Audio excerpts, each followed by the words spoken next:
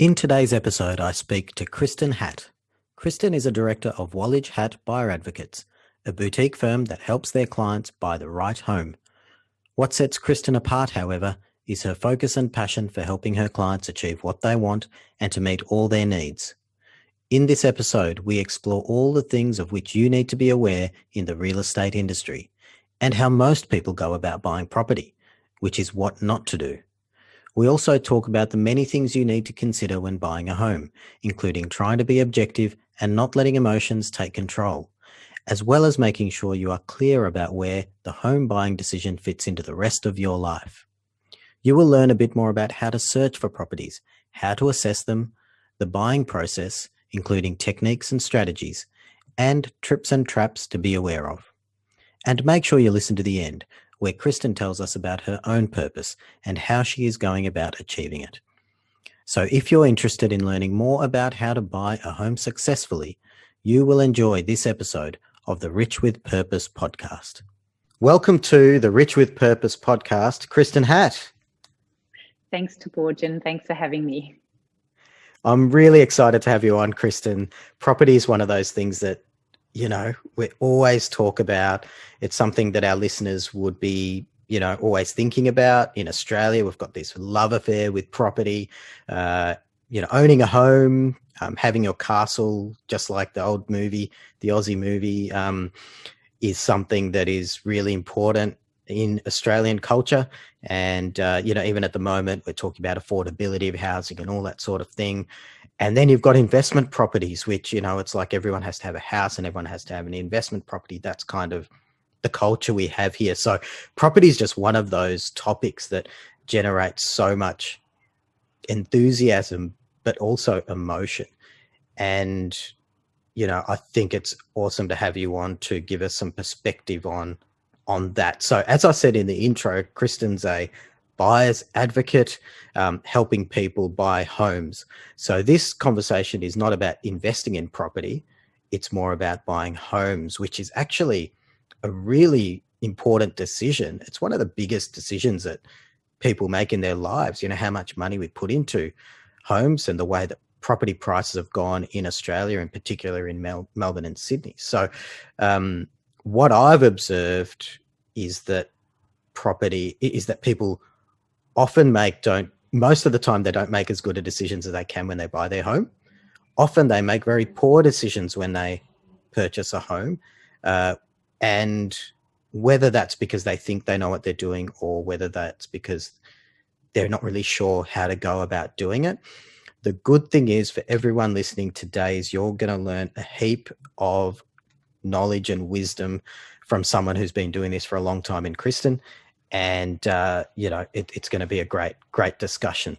Now, before we go into the whole buying a home conversation, Kristen, can you just tell us a little bit about how you got into this area of, I don't know whether we call it real estate or buyer's advocacy or the property industry. Tell us a bit about that, please.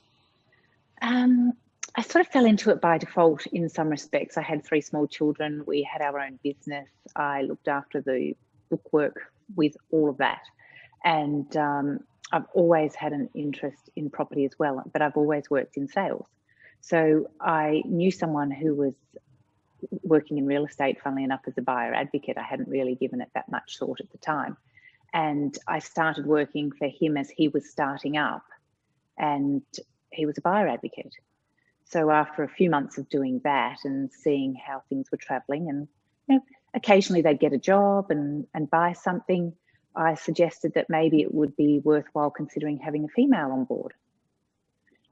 At the time, he said, "Oh, well, we can't really afford to do anything." I said, "That's okay, I'll just tag along." And I tagged along, and then, we get a job, pick up a new client. The conversions improved. Now, I didn't know anything more about real estate. I was learning it as I went while I was working with this company. But I suppose it's the intrinsic interest of mine to want to find out what the client was trying to achieve and then work towards achieving it to get the outcome. So I just sort of fell in it in some respects, and then loved what I did. Every time you buy a house, it's a really happy occasion because you've gone through a process start to finish. to make sure that it's what the client's trying to achieve. And here I am 14 odd years later. So, learning on the job, it's an interesting one, the whole buyer's advocacy, buyer's agents concept or industry is still very young. And it's probably become a bit more popular in the last, 5 years, would you say? 5 years, and probably particularly the last 2 or 3. Yeah. I mean, there's no 10 years barriers ago, to entry.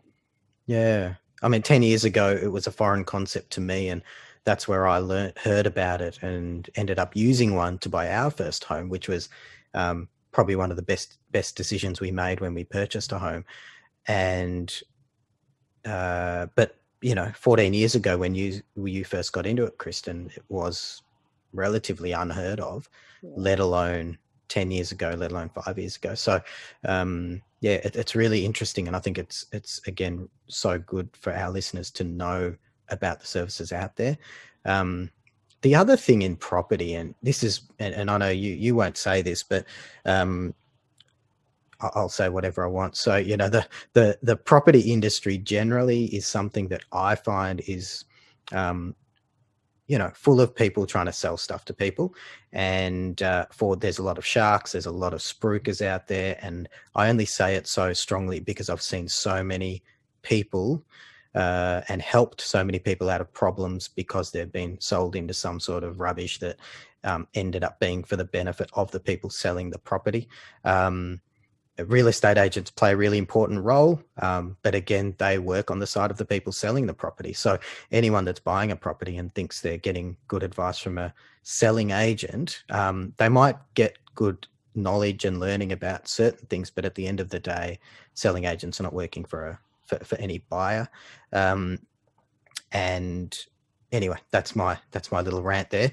But the reason I wanted to point that out is that something that Kristen just said, which resonates completely with the way that we go about things and completely with the way about the purpose of this podcast, is the focus on helping clients, caring about clients, and helping them to find something that's right for them by understanding their situation and what they're trying to achieve. So that's why we're talking to Kristen today, because she's very similar in the way we go about things. We think about the client, how can we help the client, and then find a solution for them. It's not about selling something to them. It's not about pushing a product or down their throat. It is always about the client. And as Kristen said, that's why she's got into it. So Kristen, thanks for that background. What we find is that when people do buy properties, that's very different to the way that you would go about buying properties or helping people. And, if anyone wants a buyer's agent, obviously they can contact you, but this podcast is more about educating people and helping them to understand some of the things they need to think about. But before we go into that, how do you find that most people do go about buying property without some sort of structure and process? Yeah, quite often they don't even have finances in place. The first thing they do is look on the internet. Oh, I like this house, and they'll go along to the inspection or the auction. They almost start at the end, and instead of working through what they want to achieve first and then going through the process to wind up at the inspection and the auction, they go around it the other way. And the agents love that, because I suppose properties are designed these days to wow. People come in and stage them so that you can imagine yourself living there with the most current furnishings, etc. And it's all about emotion.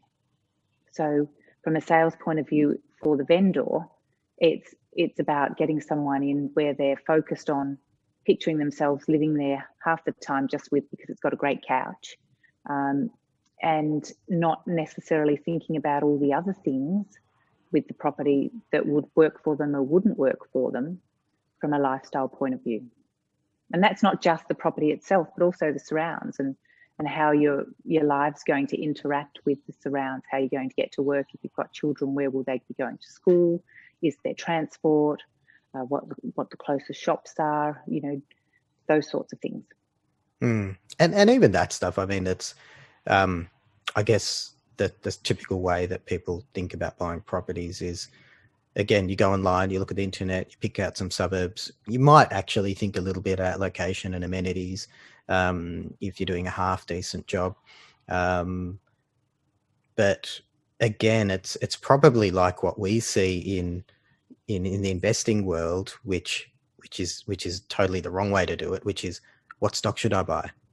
What investment should I buy? Without understanding what you're actually trying to achieve. And I think, again, in line with this podcast, the way that, I know and making any decision, particularly when it comes to money, is starting with the end in mind, starting with what your purpose is. What's your life look like? What's it going to look like down the track?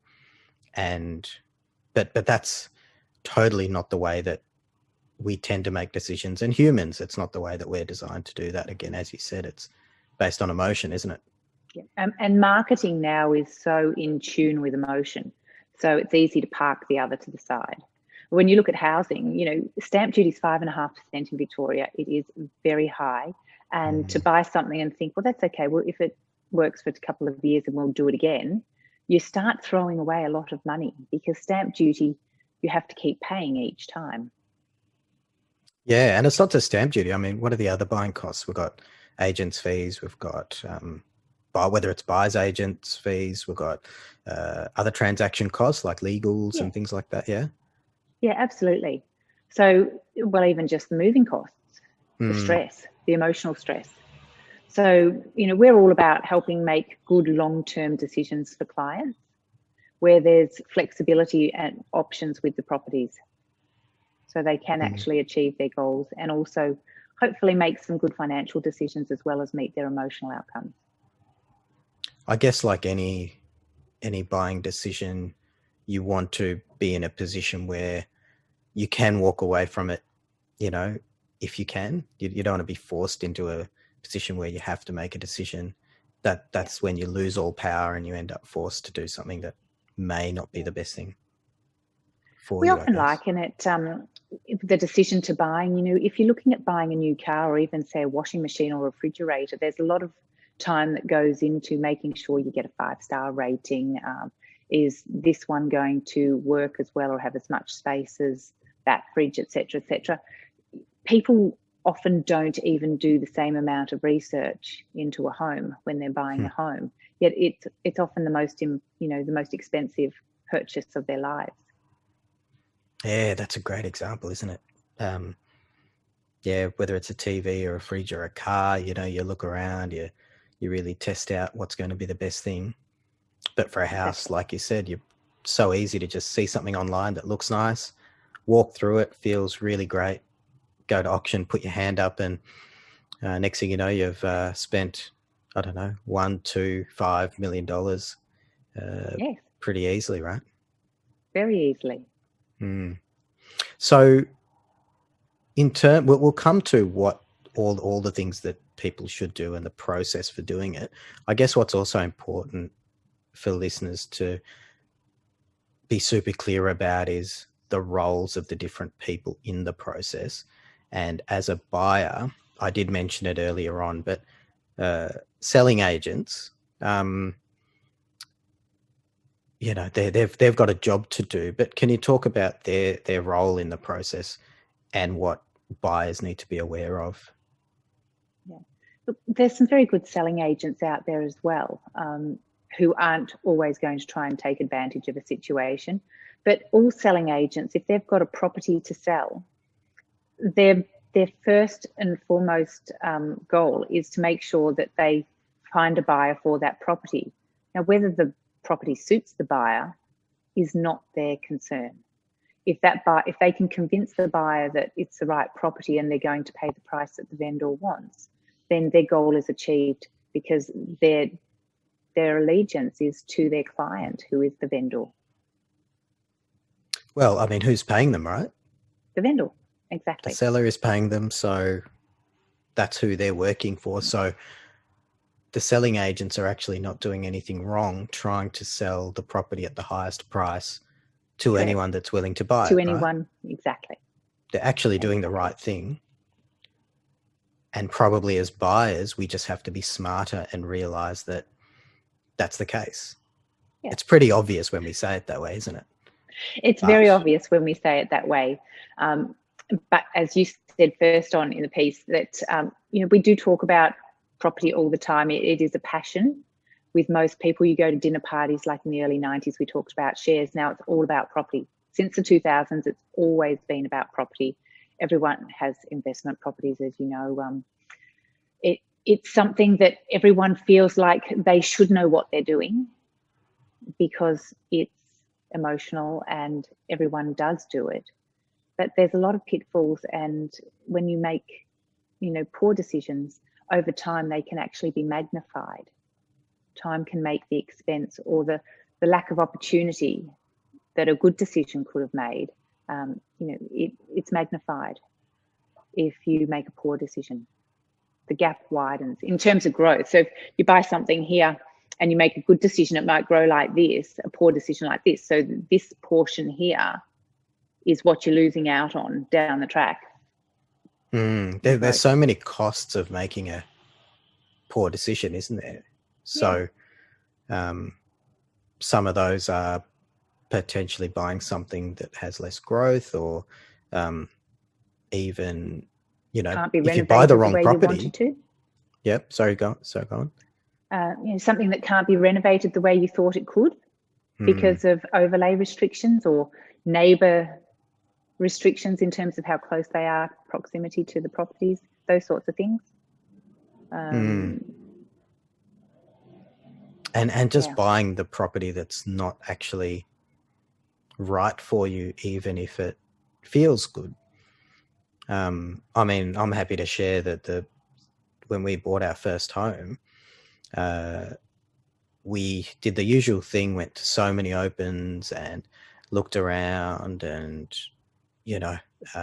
looked at lots of auctions and properties that sold outside of our range, and tried to really figure out what we wanted. We then engaged a buyer's advocate to help us, and there was one property that we ended up really liking, and we're keen to go for that. And the advocate said, look, I can see why you really like it. When I walk into this property, it feels really nice. I can see why you'd really love it. But he said, based on understanding your situation and what you're planning to do in the future over the next 5-10 years, this property is not going to be suitable for you, and you don't want to find yourself being forced to sell it or move again in a quick time. Just take a bit longer, really understand what you're trying to achieve. And then we ended up buying another property that was similar but suited us a lot more than the previous one. And so the buyer's advocate really understanding our purpose, if you like, and the purpose of that purchase and what we were trying to achieve, helped us to see something that we couldn't see. Like 100%, we just could not see that until it was pointed out to us by someone who was... It's very hard to know what you might need in different stages of your life when you're not actually at those stages. So for us to be able to say in 3 years or 5 years or 10 years, this is more likely what you will need and why, it really helps provide clarity for you as a buyer when you're making those decisions. Yeah, absolutely. I mean, whether it's, yourselves and us, we've helped that many clients through our careers that even if we haven't been through the situation personally, we've been through it with other clients. So I'm sure you've had this where, I've had clients who are 30 years older than me who say, how did you know that I might feel like that? And it's just because I've been through it before with other clients. And you would have seen, virtually every situation with home buying. Yeah, that's exactly right. And look, we also help a lot of downsizers who might still be well ahead of the stages as I am, but I've been through that through parents and grandparents, but also very many other clients as well. So considered all the different options. Yeah. It's a kind of objective position, but also having the experience that as an individual you don't have. Yeah. And just raising the questions and ideas, because when you are looking at buying, you are excited and you're focused on all of the positive things. So it's nice to have someone to remind you to consider other ideas. We don't know all the questions to ask ourselves, so that's definitely. And the agent's not going to tell you. Well, that's right, isn't it? Yeah. So, Kristen, as we move into, the process of, we've talked about, some of the challenges of buying and what to be aware of. I think that's an important step, because otherwise it's like, it's just easy, go and buy a property, right? Which it is actually pretty easy to do. Go to the bank, they'll give you as much money as you want. Go and put your hand up at the auction and you got a property. What is a much better process to go through, and probably a good starting point is just the thought process? Yeah, it is. We really focus initially on the things you can't change. And especially when you're younger in life, starting out, getting the position that you think will work for you is really important, because you're going to build your lives and a community around that location. So you want it to work for you. So we focus on what you can't change. We always have a checklist, quite detailed checklist that clients work through, that relates to the location, the land itself, and then the house.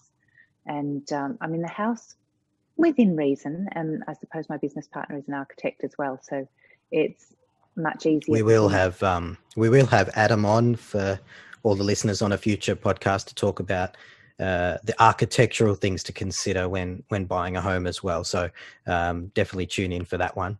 Sorry, Kristen. No, that's okay.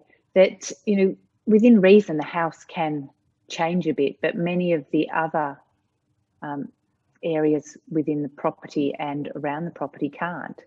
So a lot of people fall in love with a particular house, and then they move in, and then they realize that they have to get in the car to go absolutely everywhere, or even simple things like turning right because everything they do is right onto a major road can be enough to create stresses for somebody to say, I can't do this for the next 20 years. I mean, they're little things, but they can actually be the big decisions that make you move and cost you money. Yeah, financially and emotionally. Yeah, our garage is at the back of the house, so we've got to go through a little laneway. And again, what the advocate told us, one of the things that he pointed out, said was, go through the driveway, the laneway, drive your car through it, make sure, both of you are comfortable driving through those windy corners and getting a car in. Because if you're not comfortable with it, it's going to be something that you hate very quickly, and you'll either end up just park your car on the main road rather than using the garage, or you'll get so annoyed with it that you'll want to move. So that's a great example. Everyone's needs are different. Everyone will have to have flexibilities. You won't be, and sometimes people think, if you have a bit more money, you'll get more of what you want. It's not always the case, but it's working out where your flexibilities are, going through the process so that the things that could become problems won't become problems, that you tick those major boxes, and then you'll have far more enjoyment out of your property. You can, I do say this quite a bit, but you can have anything you want. You just usually can't have everything. So there are usually some things you need to compromise on, right? Exactly. And so does it help to, I know you've spoken about this before, but sitting down with your partner, spouse, or whoever you're going to be, sharing the home with, and working out, the things that you must have, and then the things that you absolutely don't want. And that can sometimes narrow down some of the things. Absolutely. And then when we're always looking at the property, we're assessing the property to those needs. So that it's very easy to see if it's ticking the boxes or not. And people, when they're going through a process of buying, if they miss one or two, then they're quite happy to get the process done and settle on something where one of their fundamentals isn't achieved. And that's even tougher, because they're not going to like it even more. And, you know, the process is very draining. The only thing that's harder to buying is actually selling. I think it's more stressful to sell than it is to buy. Mm-hmm. And because you're usually selling and buying at the same time, aren't you? So, or similar time frame. Similar time, often. Yeah. So, how does budget fit into this as well? And you know that concept of compromise or not being able to have everything. I guess that's one of the levers that we have to consider. Yeah, definitely. And I suppose we can provide good guidance and examples of properties, realistic ideas as to what can and can't be achieved, and then provide alternatives to say, well, if you really have to be in this location, then you're probably better considering a property like this where you'll achieve this goal. You're going to have to compromise here. Some people it will be, well, why compromise so much on the house? Move 2 suburbs out. You'll still get the high street, the train, the schools, but you'll also achieve what you want within the property more easily. So I suppose working across Melbourne and knowing those different areas where that can happen. And, you know, I mean, there's many areas within councils where suburbs, let's say Bayside, for instance, at the moment, there's big differences and a lot of heat in Hyatt compared to Hampton. But from a lifestyle point of view, to get to a lot of the schools, the beach, a lot of the after school activities, the shopping centres, it's very similar. So, you know, 5 minutes more or 5 minutes less isn't going to change your life, but you could probably get, if you only had a certain budget, a much better house and lifestyle where you're not going to have the stress and strain, or you're living in something where you think maybe one day we'll renovate, but, you know, circumstances might never mean that you can. And I think it's also, you know, they're very much linked to budget is the specific postcode or pocket of an area. And, you know, we sort of try to take things more, make things more meaningful and link things to your purpose. And it is true that we do like to potentially live in a particular area because it feels like it's prestigious or it's better, or that's what we want to kind of do because of friends or other people. But I like to always think, well, is that the biggest priority is to, I don't know, kind of keeping up with the Joneses or showing everyone that you're in a particular postcode? If you can actually sometimes compromise on that a little bit to find a home that's actually more suitable for your family and going to deliver on a whole lot of other things. I think as a post-COVID and certainly double lockdown, they're definitely things that are running through people's minds at the moment. You know, particularly if they're starting out with no children or young children. You know, what do we really want? You know, being locked down in something that's small with no backyard, or let's go, you know, half an hour out where I can still get to work. I can work from home a little bit. I can have the yard that the kids can play in. I will be able to have friends over and have the barbecue. You know, those sorts of things are now being considered in some respects a lot more than they were. I guess we're being forced under lockdown with COVID, and it's presented a lot of challenges, but you know, we've also had the opportunity really to spend. Yeah. And on the silver lining is we've spent a lot more time with our families, and as you said, probably understanding, you know, what is important in life to a certain extent, and you know, the home where you spend a lot of your time as it is. But you know, I think making the right decisions with that becomes all the more important. The other thing on the budget, Kristen, and I'll just add to this, is I know from our perspective, one of the constraints can be how much money you can borrow, and that's obviously related to the bank. So it's important that firstly, sometimes that can be restrictive, but there are ways to try and you know, borrow more with the right structuring and the right advice. The other thing, however, on the flip side, is that sometimes the banks will give you far more than you need. And the traditional way of borrowing and buying a property, probably going back, I don't know, 30, 40 years when it was very difficult to get loans, or the banks wouldn't just throw money at people.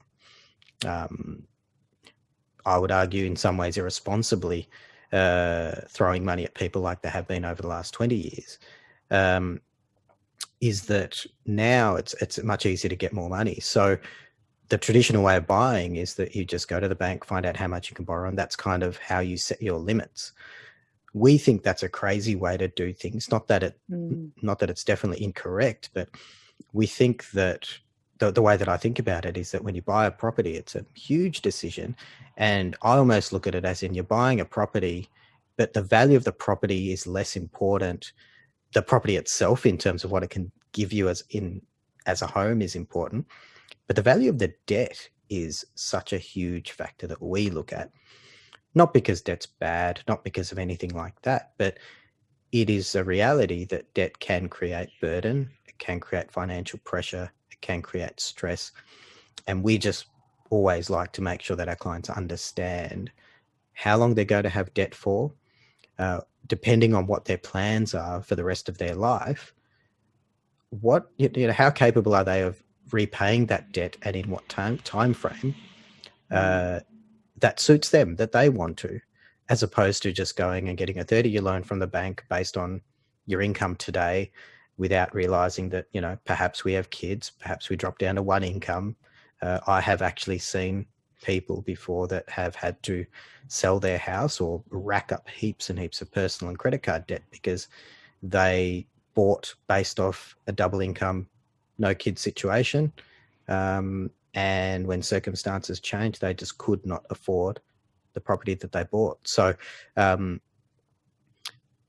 think that's such an important ingredient to consider when buying, so that what you're buying is also suitable financially to the lifestyle.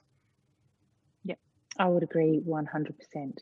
And if you look at when, say, our parents bought their houses, they often bought a house, they stayed in that house their whole life, they had their loan, it was a principal and interest.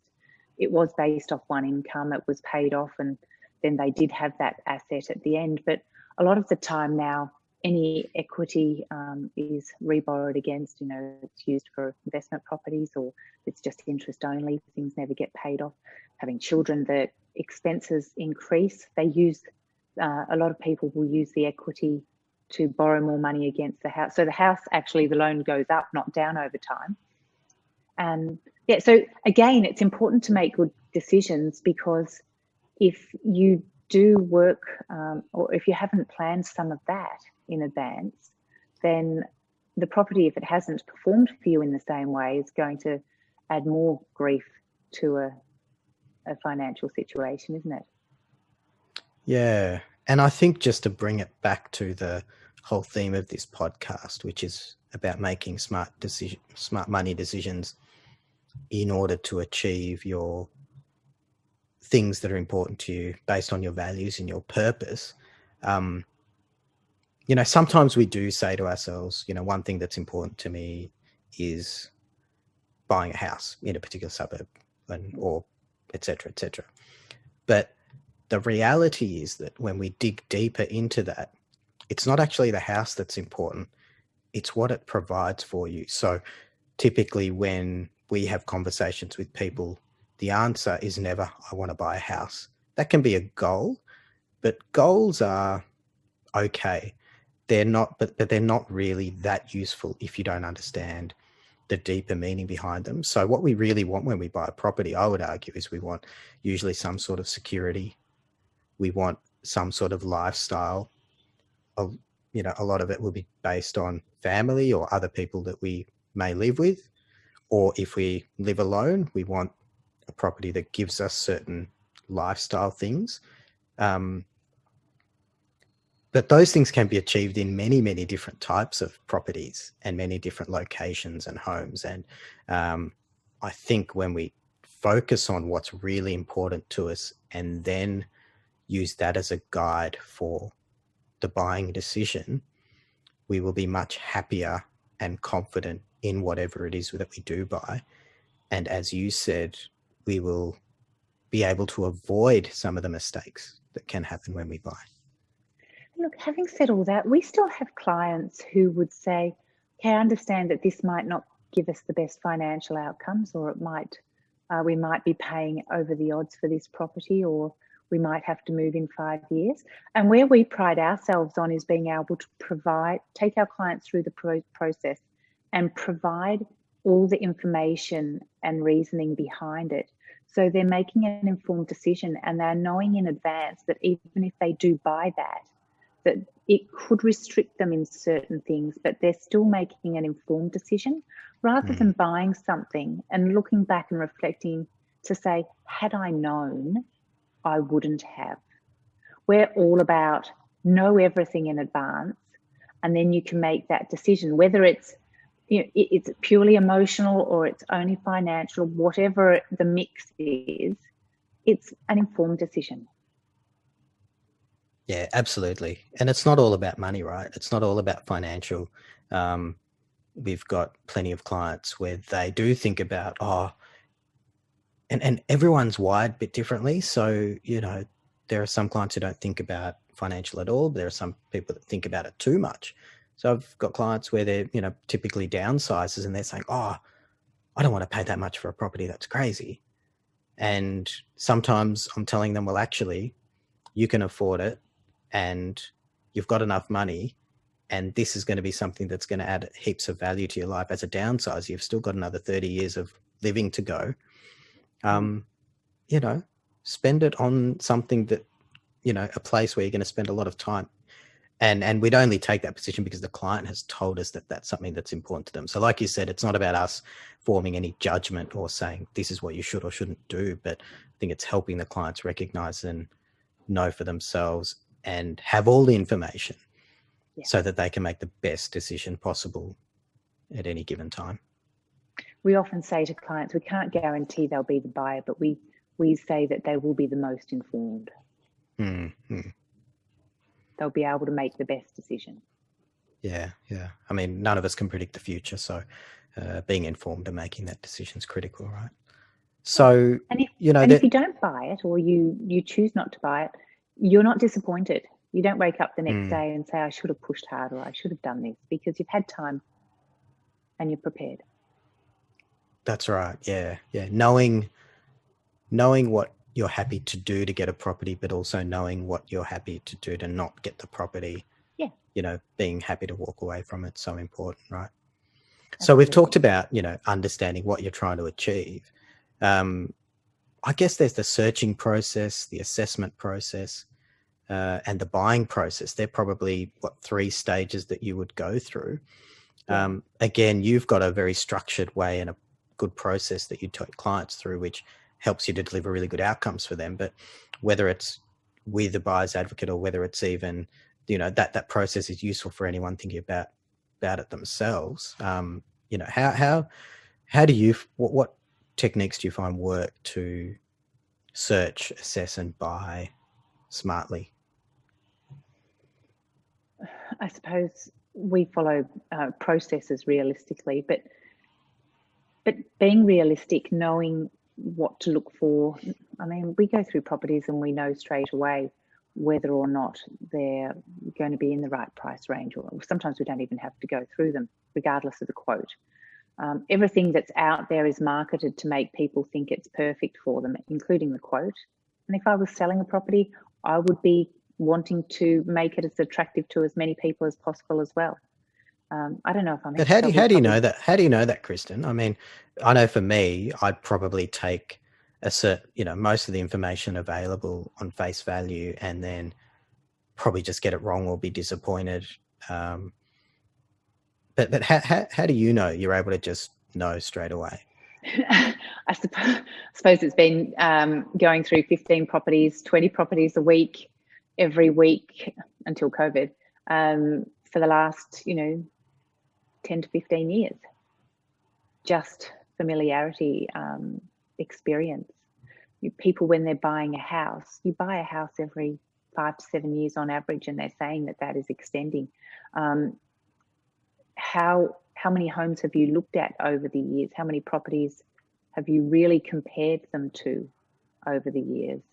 You know, do you know the difference between properties that are on the north side of the street compared to the south side of the street, and why? You know, all of those things. And it's just experience. It would be like me trying to do my own finances and expecting to get as good an outcome as you could if you were looking after mine. I don't have the experience. I don't have the skill. I like to think because I'm passionate about it, I would be okay at it, but I wouldn't be anywhere near as good as you. There's I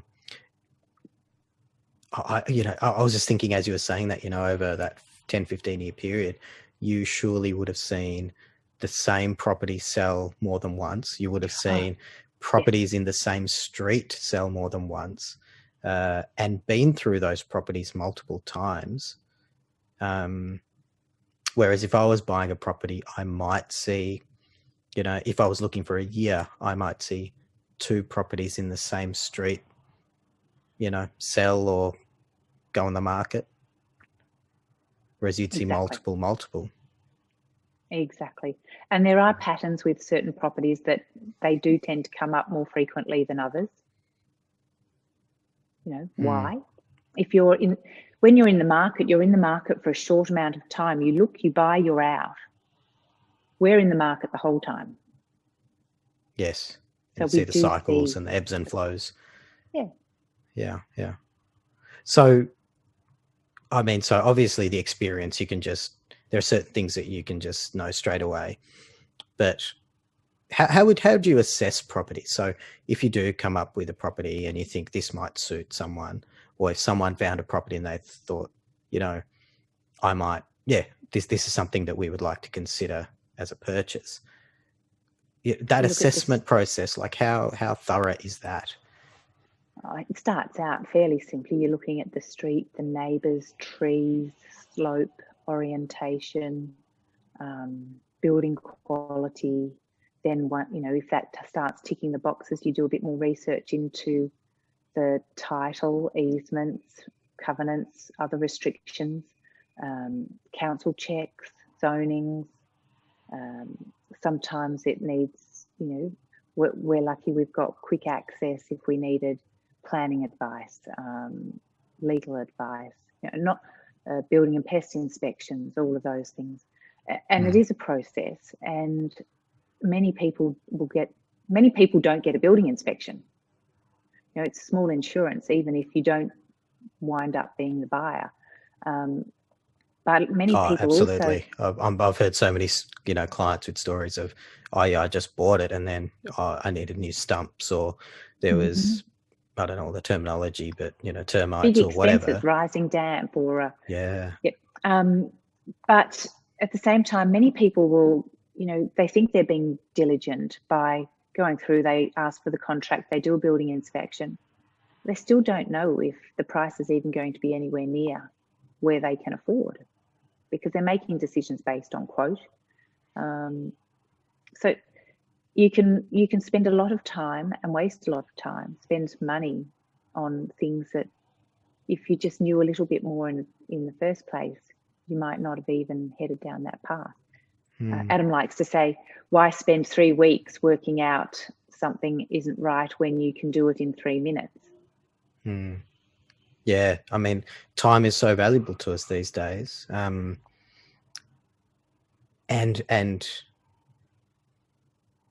sure, if someone can try and figure it out themselves and they might say, I've got heaps of time to do it. But even after spending all that time without the experience and expertise and knowledge and connections and relationships with agents and all that sort of stuff, it's I know that's why when I thought through that, I knew, I could spend time doing it. I'm not stupid. I think I'm pretty intelligent.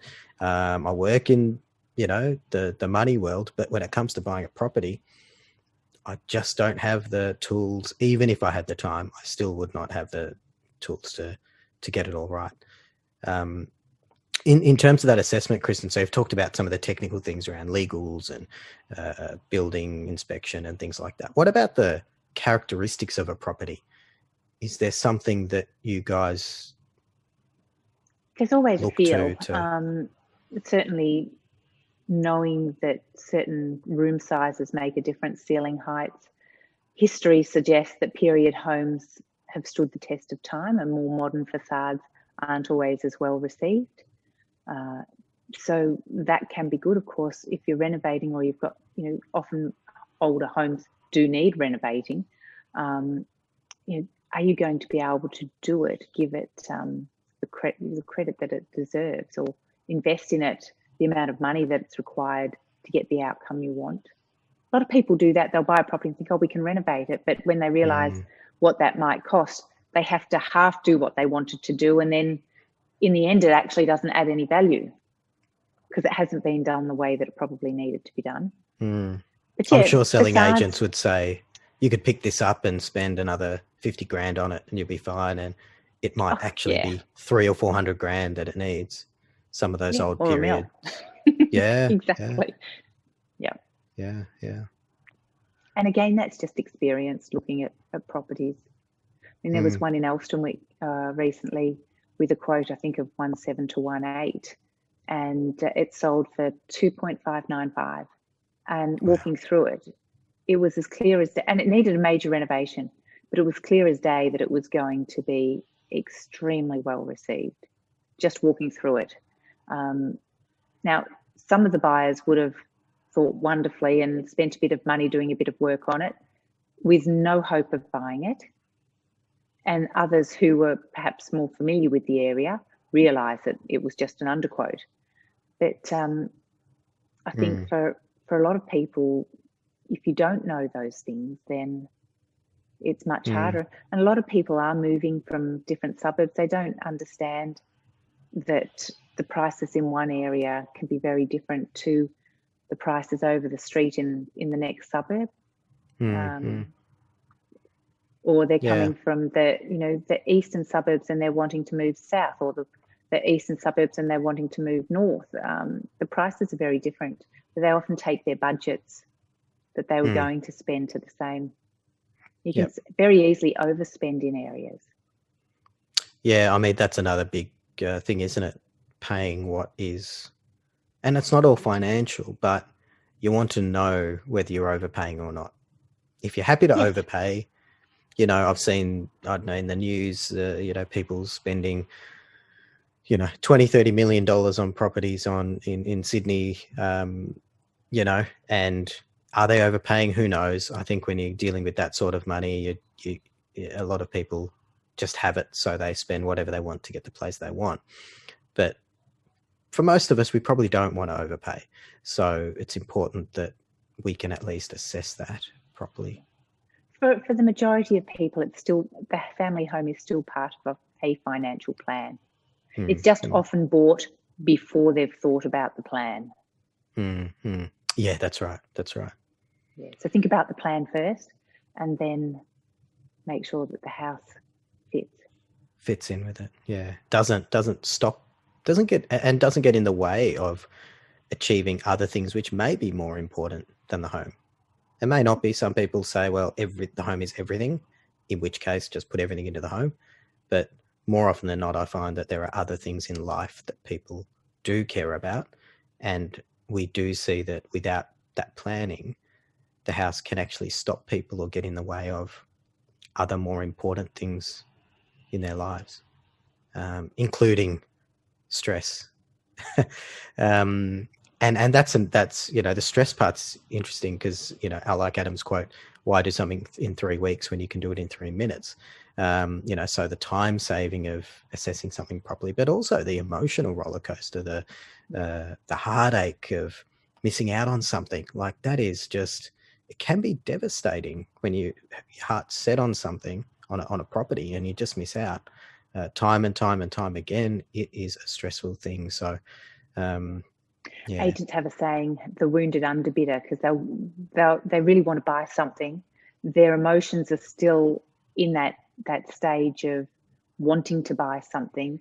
So they'll accept something else that's not quite right because they've been shown it, this will do. And they've This will just been do. burnt or something like Yeah, that. the agent's taken advantage of the situation, and another vendor, obviously for their vendor, Yep. a very happy vendor. They're working for the seller. Yep. Yep. So when it comes to actually buying, Kristen, what's the deal there? I mean, if it's private sale, you just go and buy it. If it's an auction, you just go and put your hand up until someone's got it. Is it as simple as that, or is there more to it? Yeah, it's all about communication in a lot of ways, and it's much easier for us as representatives of the buyer to ask questions without giving information away, or working out strategies and processes without the agent knowing where our client is price-wise. The same way as they are doing with their vendor, they are protecting the vendor from the buyer, so that they can make sure that the messages that are passed across are clear. Whereas a buyer's ask for the buyer to find out information from the agent who's working for the vendor, they really have to ask specific questions that really just give the agent answers, about how much money there is. I mean, a simple question that an agent often asks a buyer walking through a house, let's say it's quoted at $1 million. Oh, it looks like we might be getting an early offer around 1.1. If we did get that, would you want us to keep you informed? Now, the minute that the buyer says, oh, yes, please, that's a little tick in the box to say, well, this buyer probably has 1.1. At least. So, but if you say no, then you're worried you might not get a call if something were to happen. So you sort of caught between a rock and a hard place. I can easily say, well, our client has said that they're not at that level, but I would always ask the question, so please call me and let me know if something was, if you did get an offer. Yeah, so you're kind of saying, I'm not going to tell you anything about what my buyer can or can't afford, because but it's also ensuring that I'm going to right? get that. Yeah. Yeah. I mean, I just think of the other kind of obvious stories as well, that if you're a young couple and you walk into an open for inspection with a newborn, how much information are you giving the other side? I don't want it to sound adversarial, but you're telling the selling agents that your emotional state, your financial state, all the things that they need to know that you want to really buy a home for your new family, or there's so many examples like that. Or if you're coming in as an older couple that are downsizing, again, selling agents would smell that from a mile away. They know that if you're looking at a single level property, that you're a downsizer. And they probably know that you're probably selling something that's got value in it. You can probably afford a bit more, et cetera, and the story goes on. And real estate's not about winning and losing with a buyer and a seller. It's about both parties walking away fair. And at the moment, it's not really fair, because the vendors are very well represented by very experienced people, and buyers come in for a short amount of time and try and walk away with a nil all draw, and more often than not, they don't. But sometimes you can get lucky. There's a lot of instances, and because we have such an interest in real estate, property prices have gone up quite a lot, well, significantly over the years. And for some people, it probably has masked a little bit some mistakes that have been made. But the prices are very expensive now, and people have to make big decisions about spending that sort of money. So whether that is something that will continue to be masked over the next 10 to 20 years, not so sure.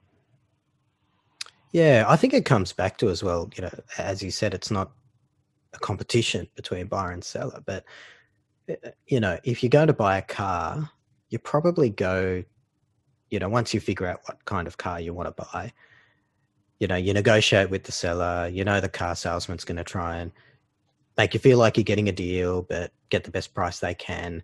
And you probably go to another dealership just to flag it with them and try and see where and about. You shop around a little bit, you talk to some people, talk to some friends, and you can probably do a pretty good job of getting the car you want, not overpaying, but getting something that's going to suit your needs. But with a property, as you said, you kind of go in, you've got the quote, and then you're just hoping. And I think, as you said, it's not that you can't do it yourself. And lots of people are able to, you know, buy without any problems. But for me, it's about risk management. You know, if I'm going to do that when I'm buying a $50,000 car, why would I, you know, be less diligent when buying a $2 million or a $3 million property? Oh, yeah. Yeah. Again, it sounds obvious when you say it like that, but yeah, it's interesting. So I guess with the buying strategies, it's you said it's about communication and between all parties. What about at auction? Are there any things that, you know, do you have to have a strategy at auction, or is it just know what you can go up to and put your hand up until you hit your limit? Is that? Well, we certainly have strategies at auctions, and, you know, there's auctions that you can turn up to where there might be multiple bidders. There's auctions you can turn up where there might only be you and one other. There might be no bidders. So what is your strategy for that? What would you do if the only bid was a vendor bid and it was above what you wanted to pay? What would you do if it passed in and the agent said, you know, your reserve's here? You might have been bidding with a limit here, but the reserve's here. So, you know, do you just hand it over and buy it, or do you consider whether that price is actually making sense? You know, it's the decisions you make really should be made because of all the due diligence you've done beforehand. But most people just go in and think that you just make the next bid.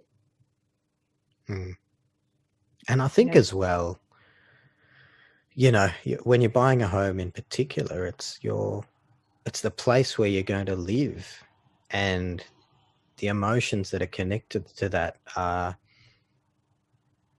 you know, you can't measure the emotions that are connected to it. So as soon as that's the case, whether it's, you know, investing in the share market or buying a home, when emotions get involved, they do make it more difficult to make the best decisions. It doesn't mean you can't do it, but it makes it more difficult to make the best decisions to get the best outcome for yourself. Okay. Is there anything that I've missed there in terms of things that our listeners should be aware of, Kristen, through the buying process when looking for a home? Not really. I mean, there's always things. We still find now, even with the experience that we have, no situation is ever the same. So we come across new scenarios, new negotiation strategies, new agent techniques, new issues with properties through due diligence that we may have never come across before. There's always unknowns. It's all about trying to find them and explore them first to avoid mistakes. And the more due diligence you can do, and knowing what due diligence you should do, we say there's the information that you can find, and everyone does. It's on the internet. Then there's that next layer of information, which when you do a bit of work, you can find, and it will help you make good decisions. The hardest bit of information is the tiny little bit at the top of the triangle, and that's probably the information that we are able to obtain for our clients that can often make the difference. Does that, I guess that's a good segue into something I want to ask you, which is about off-market properties. We hear about that a little bit, as opposed to, you know, you can go online and find properties on realestate.com or Domain or whatever it is, and do your own research. But we do hear about this off-market property market. Where does that fit into the picture? Everyone wants to buy an off-market these days. You feel like you've got something special. Most off-markets are simply what used to be called a private sale. You know, there was a board up, or the old-fashioned way of, 80s and 90s real estate, where the agent took you to the property. It wasn't staged. It was pretty much as it was, but it's still listed with the agent for sale, and they could call buyers around it. A genuine off-market is something that not every agent knows about. Sometimes it's not even listed. There's certain agents who are very good at managing them. There's a lot of agents who get them, but the vendors might be 20% above fair market. Looking to get someone who's just going to come in and pay, an over and above price. They can often be hiding issues. We looked at one this week where it's not completely built. It's stalled for whatever reason, but we talked about the site coverage and thought, it seems to be that the building is greater than what would be allowed. So then we did some due diligence into the council. Doesn't appear to be any permits. Wow. But it's off market, so someone could very easily miss some of that, thinking that they're falling into the lull of buying an off market and not knowing what to do. Or if they were going to finish that build, they'd be in breach of not having council Maybe permits, that's why it stopped being built, because councils told them it has to be stopped. But anyway, so that's probably digressing. But not all off markets are good off markets. There are some that are genuine, but a lot of them are just what we'd call a private sale. It's just that no one wants to say at the dinner party, oh yes, I bought my house, it was private sale, as opposed to auction. When you say it was off market, it makes people think I was the only one who knew about it. I guess it's a bit special. Like at the dinner party, no one says, oh, I bought this property and it was an absolute lemon. I paid way too much for it and it's been a disaster. All those stories get forgotten. I see a lot of those things, because we see clients' entire lives. But everyone only talks about, their winners, just like in the stock market. Everyone talks about their winners, not when they did their dough on something. Hey? Just like Facebook or social media, everyone only talks about all the wonderful things. That's right. Yeah. So it's, I guess in all areas of life now, we just have to remember that what we're seeing may not be a true reflection of, other people's lives, but also it doesn't matter. So it's what's important to us, isn't it? Yes. Not what's important to other people as well. That's, part of defining your purpose and connecting with your values. So Kristen, that's been really wonderful, great insights. I think our listeners would have gained a lot of knowledge out of that, and they can certainly contact you. We'll put some details in the show notes, along with any other tools or anything else you might want to provide. Kristen will be in the show notes on the website at richwithpurpose.com.au. But as we finish up this podcast about values and purpose, we know that different people have a different way of thinking about their own purpose in life. And not only that, their purpose can evolve and change at different times during their life. So I'm going to put you on the spot here. Based on your journey so far, how do you think about your own purpose? I think my purpose has always been, I like to help people. I get enjoyment from seeing people achieve what they want to. I think I couldn't get a better job, quite frankly, to be able to do that and, see everyone when they buy their house. It's such a happy occasion knowing it's going to work for them so well. And quite often we've had clients come to us with really difficult briefs and we start to think, they're not even on the same page. But then you work together with them and you find out where the flexibilities are for both, and eventually you're finding something that that works really well for them. And, the purpose is to help people have happy lives and enjoy what they do. And a good house can help them do that. And, that's what we can do. We can help. That's wonderful, Kristen. Perfect ending. Thank you for that. And thanks for coming on and sharing your experience, wisdom and knowledge. My first podcast, it's been a little bit nerve-wracking, but I've survived. Oh, you've done wonderfully well, and it's been great to have you on. So we will have Kristen's business partner, Adam, on in a future episode to talk about architecture and how to think about buying a home in relation to making changes to a purchase. So look out for that one. Otherwise, thanks so much for your time, Kristen, and we'll see you very soon. Thanks, Thabojan. Have a good day. Bye. Bye. Thank you for listening to this episode. Our aim is to share the knowledge with as many people as possible, so please share it with everyone you know.